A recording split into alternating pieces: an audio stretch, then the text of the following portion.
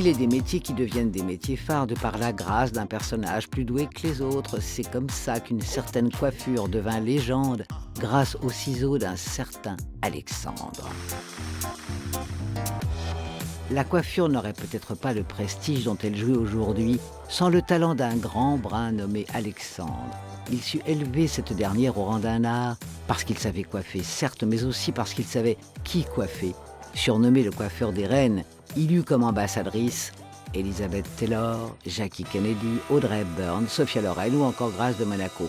Un talent qui est aussi une technique que tient à reprendre la maison Alexandre de Paris. Alexandre a fait sa carrière, son apogée, où la coiffure s'est modifiée considérablement. Il faut savoir qu'avant la guerre, la coiffure c'était quelque chose de beaucoup plus plat et réservé vraiment à une élite. Et puis après la guerre, heureusement, il y a eu une diffusion beaucoup plus importante du métier et des grands maîtres comme Alexandre sont apparus. Et surtout, le style de coiffure a changé. Puisque d'un seul coup, on a su décoller les racines, on a mis les clients sous le séchoir et on a surtout inventé le crêpage. Et le crêpage, eh bien, c'est le volume, c'est des coiffures différentes, c'est une technique différente. Le style du créateur fait encore la réputation de la maison dans le monde entier. Alors, pour perpétuer le nom, la maison a lancé il y a quelques années son école ou plutôt son académie. On y apprend que l'on ne s'improvise pas coiffeur et encore moins coiffeur Alexandre de Paris. C'est un véritable entraînement.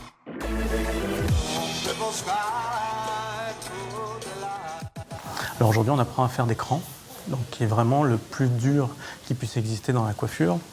Donc c'est vraiment, là c'est du condensé parce que c'est sur 3 jours, donc c'est et à nous de donner un maximum de choses et à eux après, dans le futur, de pratiquer. Moi je dis, je suis comme un médecin, je donne une ordonnance et c'est une tête de cran par jour pendant un mois.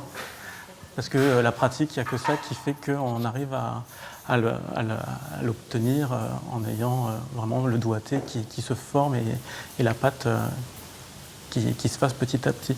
Donc là, on apprend à faire au brushing, on va apprendre à faire au babyliss. Demain, ils vont apprendre à faire des crans à l'eau, donc vraiment petite tête, bien dessinée, comment bien tracer le mouvement du cran. Et puis le 3e jour, ils apprennent à renforcer donc, nous, ce qu'on appelle les creux et les arêtes pour pouvoir avoir un joli relief qui se dessine dans le cran. Il y a un secret. Le concept est vraiment de visualiser le dessin du cran, même si on a fait une bonne préparation en amont. Après, il faut savoir le placer, le positionner et que aussi la cliente puisse le garder tout le long de la soirée, si elle danse, elle chante, voilà, qu'elle fait la fête et la coiffure reste. Donc c'est ça aussi notre grand pouvoir, c'est que la coiffure reste. Et des fois, les clientes elles me disent « Ah, bah, j'ai dormi avec et ça a tenu encore ». Donc là, on dit « Yes, on a gagné ». Quoi. Ici, on vient apprendre le métier, mais on vient aussi se perfectionner. C'est le cas de coiffeuses professionnelles. Mais pourquoi revenir sur les bancs de l'école ? Pour approfondir mes connaissances en cran extrême. C'est, le mot est juste, quoi.